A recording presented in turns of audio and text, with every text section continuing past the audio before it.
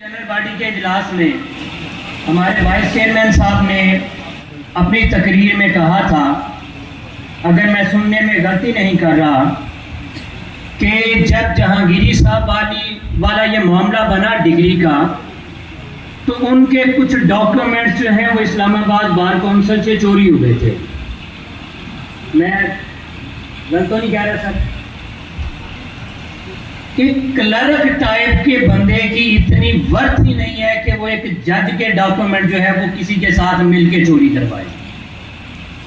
उस वक्त bar council का वाइस चेयरमैन कौन था जनाब?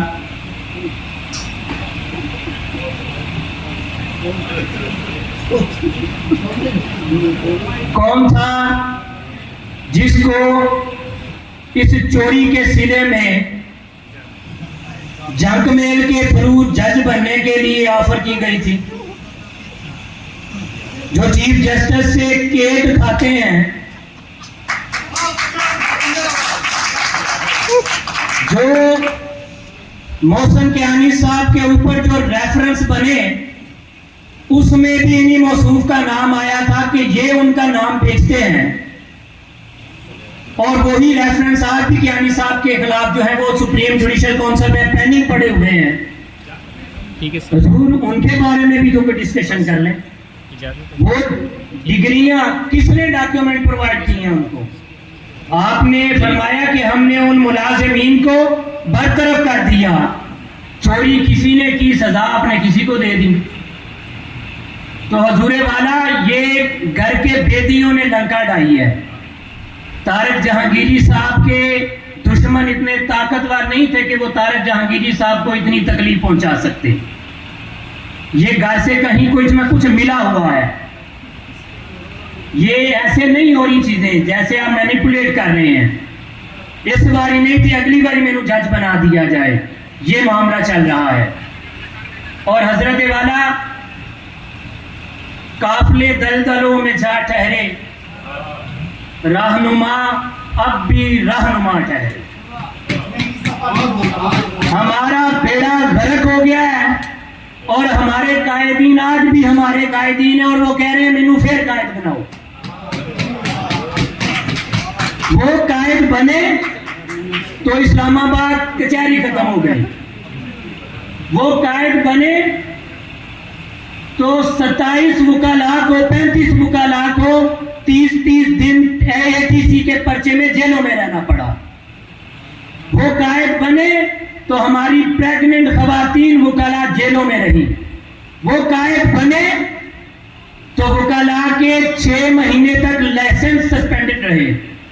वो कायद बने तो हमें बगैर चैम्बरों के यहां पे लाके मुसल्लत कर दिया गया, बिठा दिया गया। हमें बताया गया था कि ये कायद आएंगे तो 4 चांद लग जाएंगे। दिन को रात हुआ करेगी, रात को सहर हुआ करेगी। वो किसी ने कहा था कि रोशन रुखे रोशन का एक पहलू भी नहीं निकला। रोशन रुखे रोशन का एक पहलू भी नहीं निकला। जिसे हम चांद समझे थे वो जुगनू भी नहीं निकला। हुजूरे वाला हमारा बेड़ा गर्क हो गया। हम आज कसम पुरसी की जिंदगी गुजार रहे हैं। क्लर्क जो हैं वो हमारे साथ इज्जत से बात नहीं करते।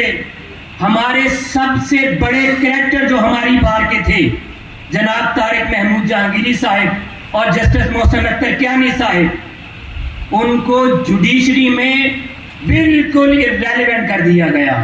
और कल का जो ऑर्डर पास हुआ है, मैं तो कल भी डर रहा था कि जब आपने प्रेस कॉन्फ्रेंस की, अल्लाह जाने अब आगे पता नहीं क्या होगा।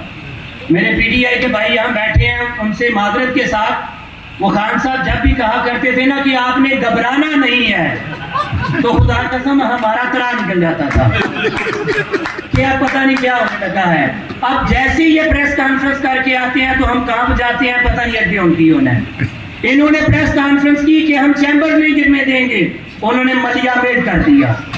इन्होंने प्रेस कॉन्फ्रेंस की कि हमारी लाशों के ऊपर ये कचहरी चेंज नई जगह पे जाएगी, हम यहाँ पे आके बैठ गए। इन्होंने प्रेस कॉन्फ्रेंस की कि हम किसी वकील को 780 के पर्चे में अंदर नहीं जाने देंगे। वो बेचारे 35 दिन जो है वो जेलों में रह के आ गए।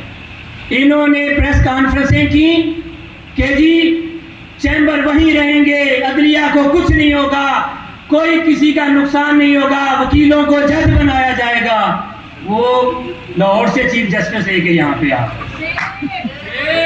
अल्लाह का वास्ता दे प्रेस कॉन्फ्रेंस बंद कर दो।